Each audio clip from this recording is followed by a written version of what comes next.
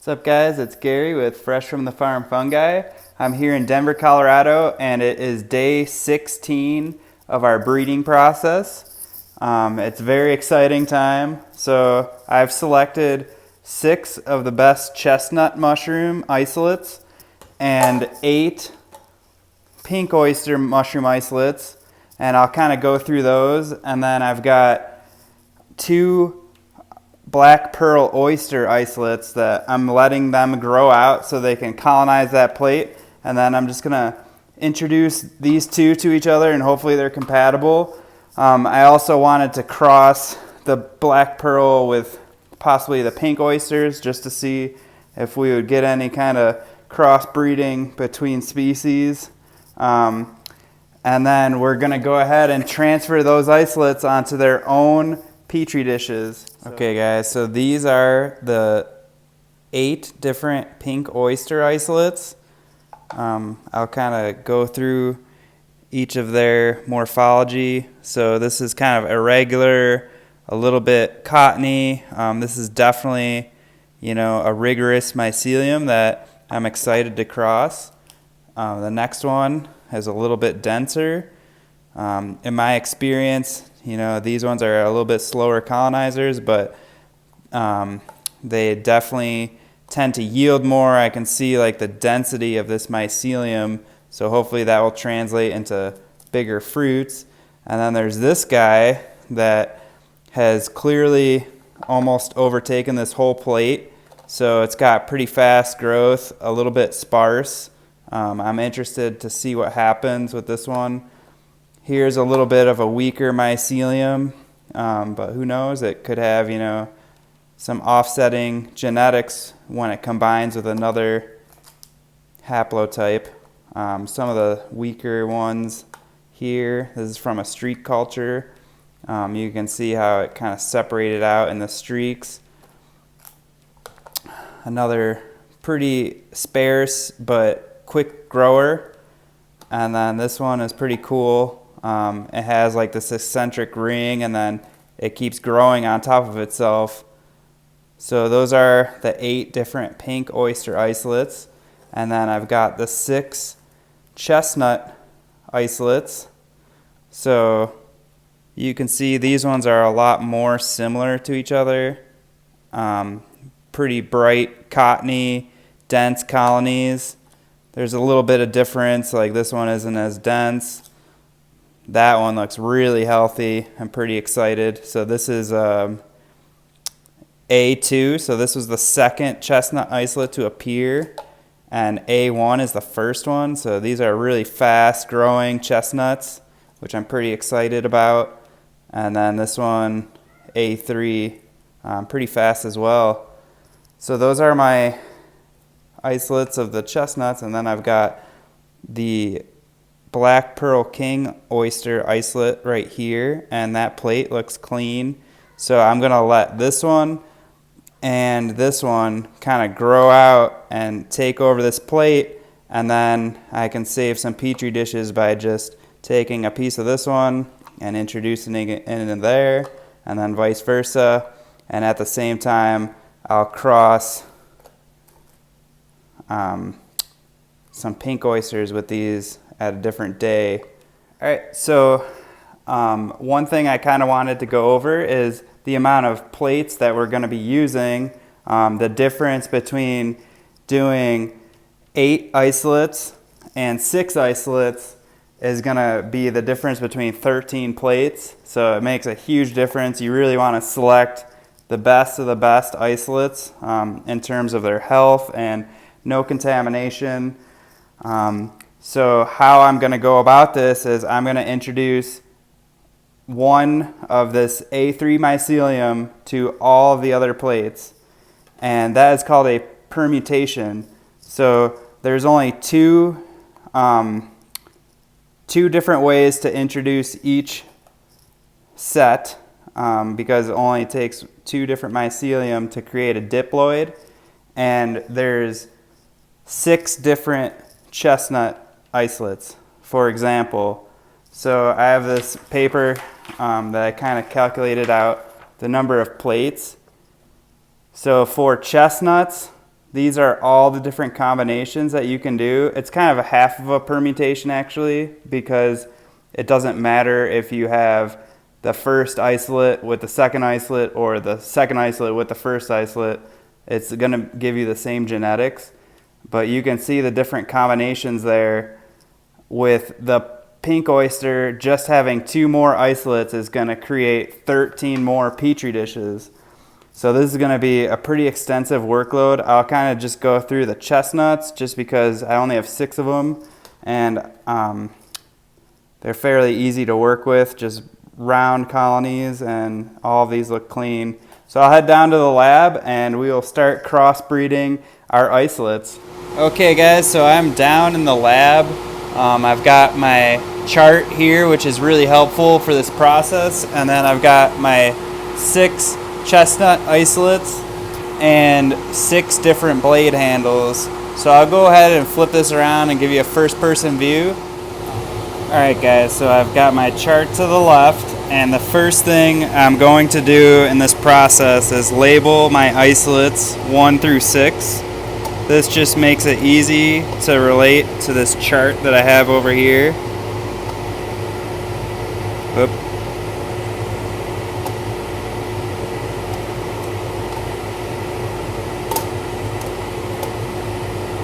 And I've still got the information on the back that I'll transfer over, but this just is going to help organize things as we go through. So I've got my 6 blade handles here, and if you look at this chart, this first isolate is going to be crossed with 2, 3, 4, 5, and 6. So that's 1, 2, 3, 4, 5. 5 plates. So 1, 2, 3, 4, 5. So if I do this correctly, then I only need to use 6 blades.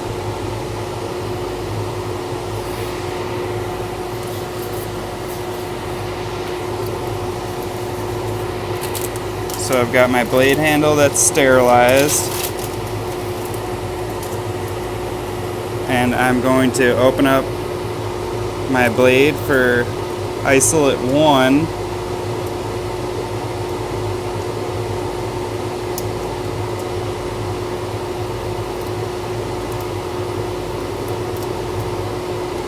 And then, because this one is going to be on 5 different plates, you kind of want to take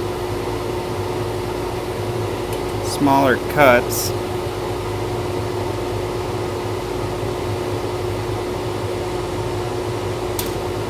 Just like that.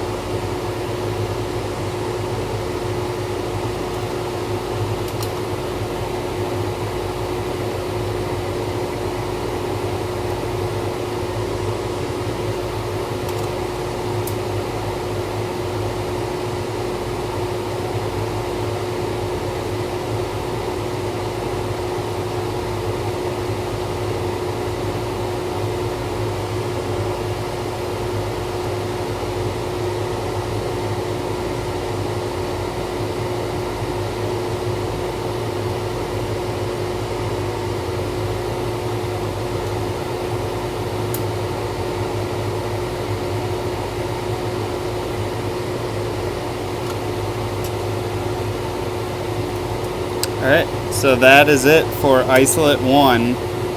So I like to use these to take off my blades.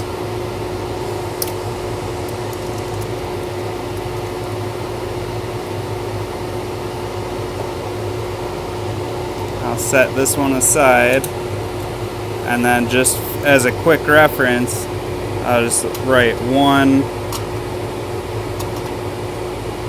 on top of these. Alright, so we've got our isolate 1 with the isolate in front of it. This is how I'm going to organize things to kind of coincide with this chart here. So now we're on isolate 2, and we're going to cross that one with 1, 3, 4, 5, and 6. So since we already did the plate for one, we can start off with this one, and then we're gonna need 3, 4, 5, 6, so 4 more plates.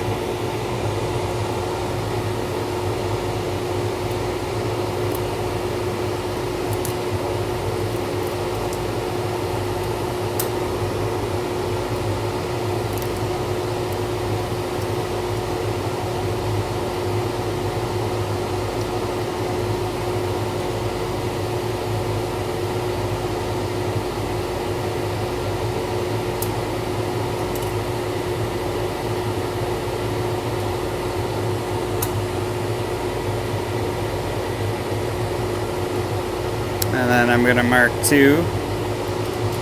And then as these grow out, you're going to want those mycelium to fuse together. Or another possibility is that they'll separate themselves out on the plate, and then these will not be compatible. But I'll go back and label these at the end to save time. So we've got our 1 with 2 that I'll put on the bottom, 1 with 2, and now the isolate number 2 is going to go onto 4 more plates.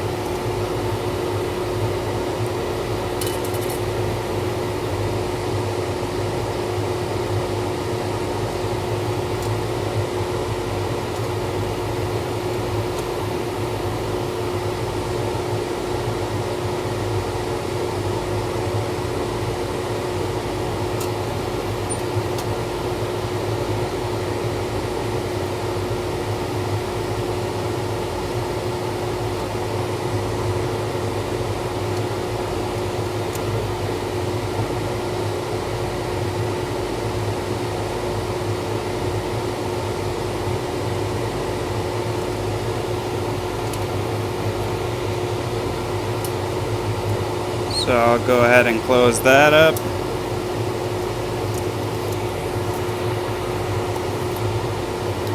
And then I'll label all of these 2.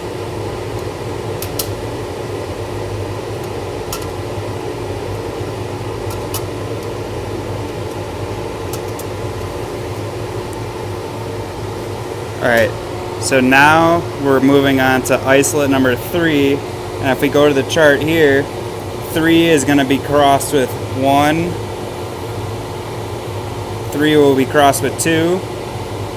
And then we're going to need 1, 2, 3 more fresh plates.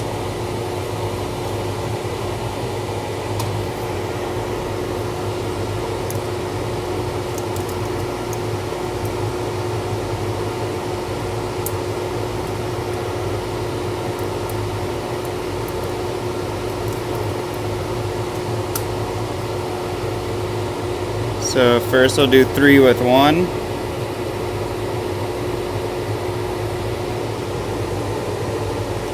Then we'll do 3 with 2.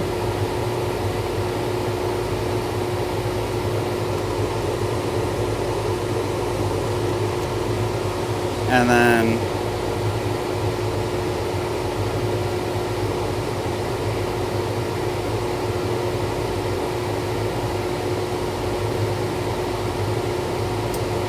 sweet. 3 with 4.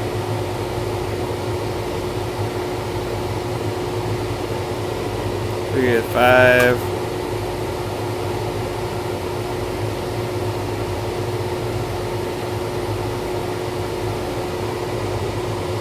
3 with 6. So we can go ahead and close that up.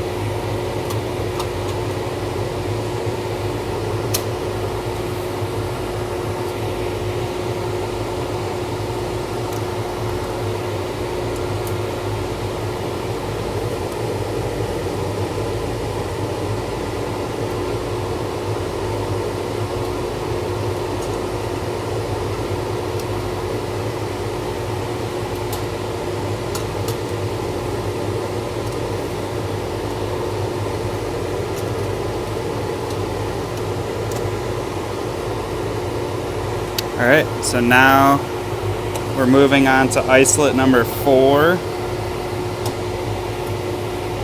And if we look at the chart here, we're going to need 4 with 3, 4 with 2, 4 with 1, and then we're gonna need 2 fresh plates.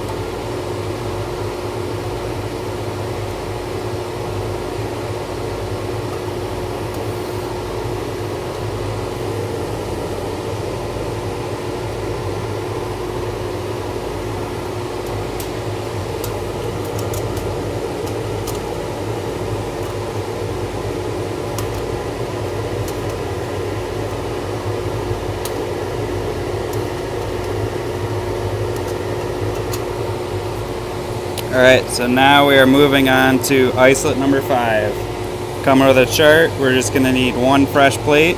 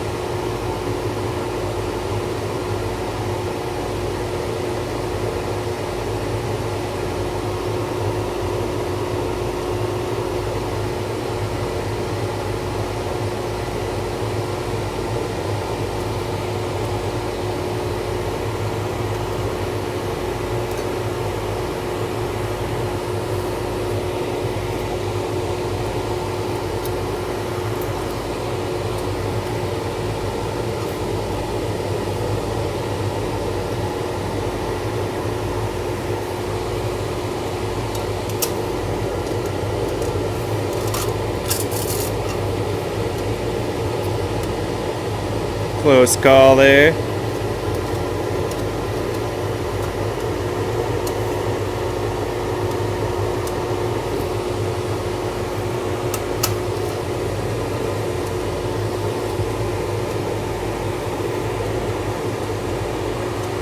Alright, now we're moving on to isolate number 6.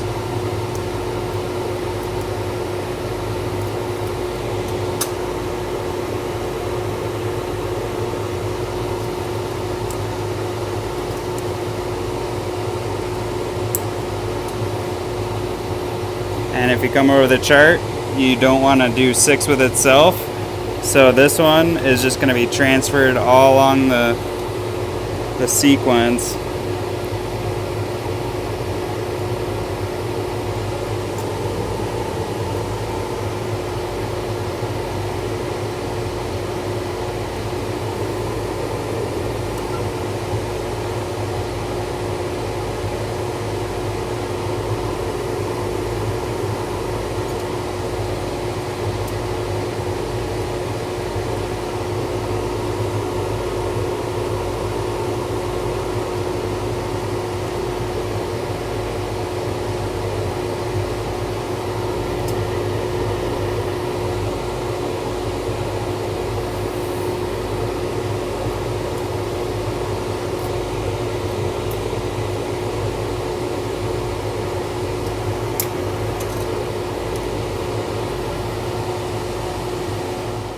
Alright guys, so that is how you systematically breed mycelium.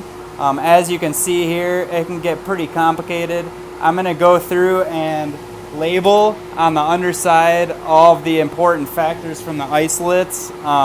So I have them labeled A through C in each plate, and then the numerical number is when they appeared on the plate. So I'll go ahead and cross these and I'll update everyone as they start to grow out on these plates. And then I'm going to go ahead and finish the pink oysters and do some more transfers. So give us a thumbs up if you like our content. Subscribe if you don't want to miss any more videos in the future. And share this info if you think that anyone else will find it useful. So I'm going to be having some slants on our Etsy page in the next couple weeks as these strains kind of develop. I'll grow them out and show you how I fruit them and share the results of these new strains. But in the meantime, I've got plenty of liquid cultures and plates on Etsy.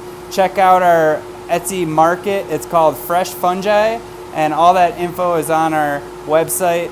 So I appreciate you guys watching, and I'm really excited about these chestnuts. Hopefully we get some big flushes coming and some brand new strains. So I'll keep you guys posted, and I've got a lot to work to do. Much love.